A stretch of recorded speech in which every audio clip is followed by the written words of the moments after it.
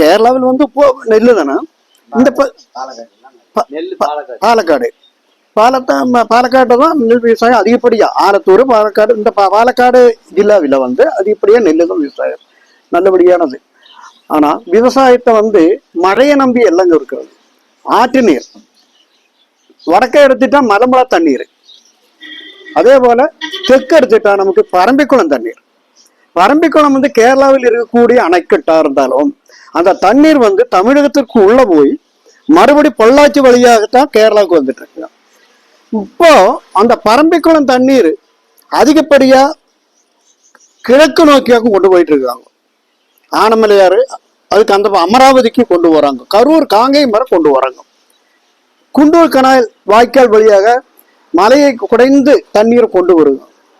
ஆனா கேரளாவுக்கு கிடைக்க வேண்டிய தண்ணீர் நம்ம தமிழகத்தை ஆண்டுட்டு இருந்த காமராஜருடைய காலத்துல எடுக்கப்பட்ட 7.25 TMC தண்ணி தான் இப்போது நமக்கு கிடைச்சிட்டு இருக்கு. காலம் எத்தையோ மாறியாச்சு. அன்னைக்கு கரும்பு விவசாயம் அதிகப்படியா இருந்தது கேரளாவில். நமது பகுதியில தான் சித்தூர் சர்க்கரை ஆலையே இருந்தது. தண்ணி இல்லாதனால அந்த தொழிலை கரும்பு யாரும் விவசாயமே பண்றதில்லை. இதுல மலையாளிசு செய்யக்கூடியது அதிகமா நெல் விவசாயம் அது சார்ந்துதான் செய்வாங்க. தமிழர்கள் செய்யற போது பல இந்த பகுதியில் வந்து கிழக்கு பகுதியில வந்து காய்கறி விவசாயம். பின்ன தண்ணியினுடைய குறைவு வந்ததுனாலையும் விவசாயிகளுக்கு தொழிலாளர்களை கிடைக்காம வந்ததுனாலையும் அவர்கள் தென்னை வச்சு உண்டாக்கிட்டாங்க. தென்னங்கன்றுகள்லாம் வச்சு இன்னைக்கு தென்னை தோப்புகள் இருக்கு சார்.